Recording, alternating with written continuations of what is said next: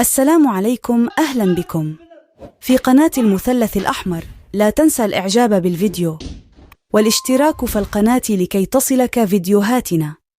في هذا الفيديو سنتعرف على موعد شهر رمضان والأيام الباقية على الشهر الكريم، رجاء متابعة الفيديو للنهاية لكي تعرف كافة التفاصيل. أعلنت الجهات المختصة عن رؤية هلال شعبان ورمضان، فقد تم استطلاع أن شهر شعبان سيكون 29 يوماً على أن يتم رؤية هلال شهر رمضان في اليوم الأخير من الشهر.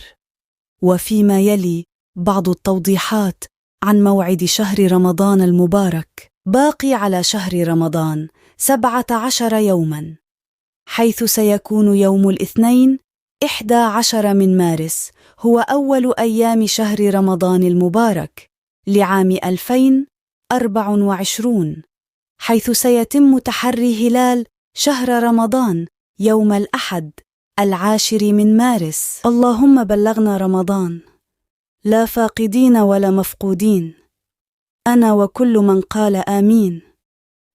اعمل يا جدع لايك، اقرا لي، قول لي الله ينور، ما اشتمني وفي كده بتقدرني.